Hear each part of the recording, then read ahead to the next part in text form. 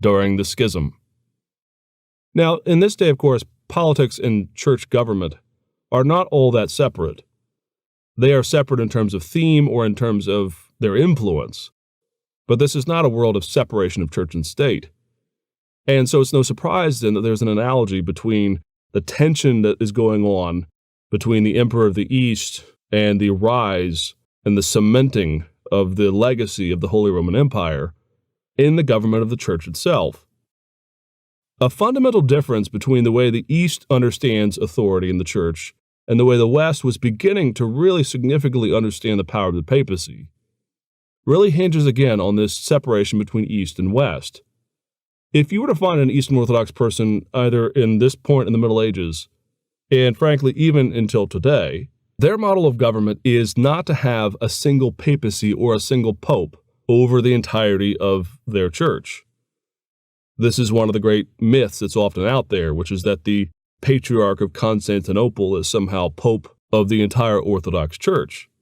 Rather, what happens in the Eastern Church is they believe that there are principal patriarchies that are governed by someone who is sometimes called the Pope, but who, with the other patriarchs, rules in a collaborative unity with each other.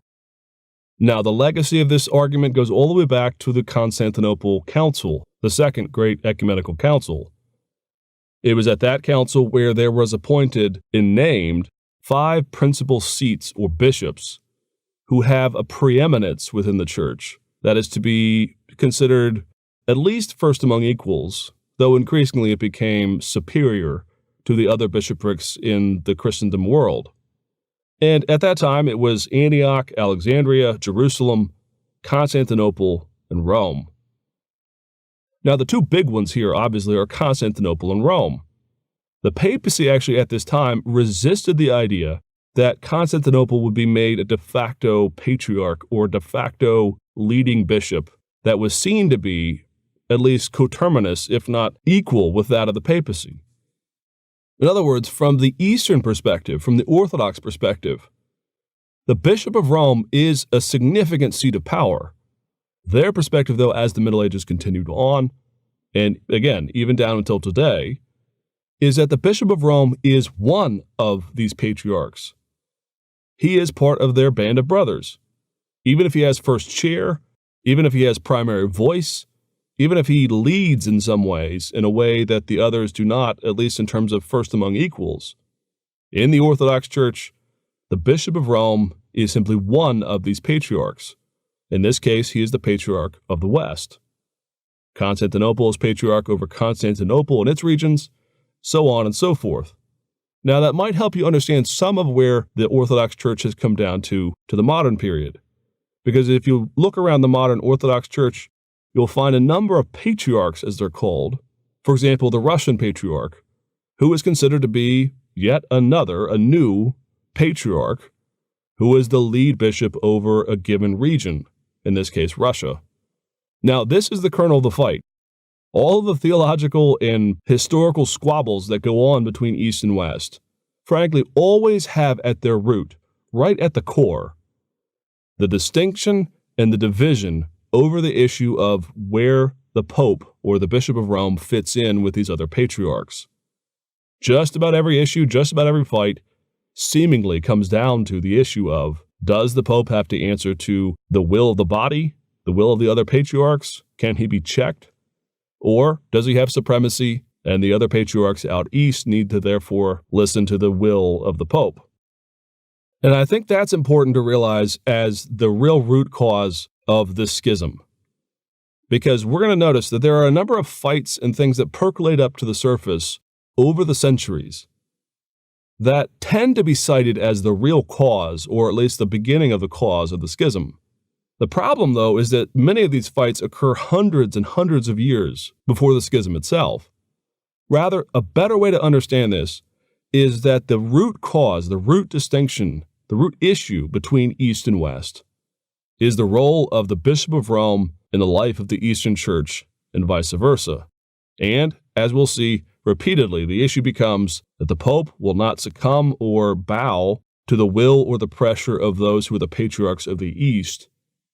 And it all comes to a head in the 11th century. So if that's the political and the ecclesiological context, what were some of these percolating fights? Well, one we've already looked at in our lectures on the Byzantine world. We looked at the trouble of the issue of iconoclasm. Now let's just look at this as an example or a microcosm of this problem. What we have is the Emperor of the East declaring and getting the Eastern patriarchs to back his position that the use of images and icons in the church is itself now to be condemned. Well, the church out west, led by the papacy, said, not on your life. You will not tell us to throw down our art and our images and our statuary that are used to make worship beautiful and that decorate the inner sanctuaries of our churches. In the East, muscling up with the emperor, stressed that the church needed to follow suit out in the West, and the church refuses to do so. So that's one. There is another issue, though, between East and West that is frequently cited as a massive theological problem that, again, though, has at root the issue of the authority of the papacy. And that is the controversy over the Filioque. The Filioque clause, or the Filioque controversy, goes all the way back till the Council of Nicaea, though the Filioque itself was not written at this time. Those of you who have grown up in the West saying the Nicene Creed in your churches will be accustomed to saying, under the rubric of the Holy Spirit, that the Spirit proceeds from the Father and the Son. Now that phrase there, and the Son, in Latin is filioque.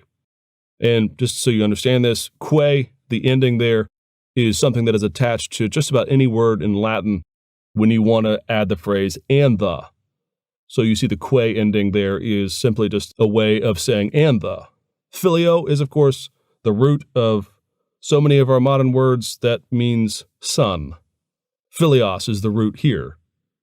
So the phrase filioque means at the beginning, the son, and the ending there, and the. So in one word, you have the phrase, and the Son. Well, in the Western version of the Nicene Creed, there is this affirmation that the Spirit, the Holy Spirit, proceeds from the Father and the Son.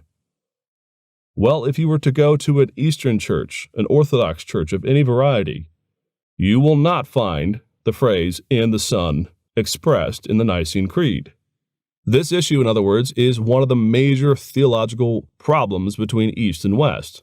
It's still debated today, and there's all kinds of spectrum of positions on this issue, both from the Eastern Church and from the Catholic Church.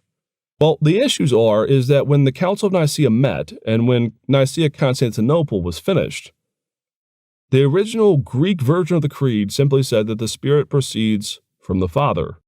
So the image or the theology that is in play here is that you have the Father as, you might say, the source, who is eternally begetting the Son, and, according to the original creed, from whom proceeds the Spirit.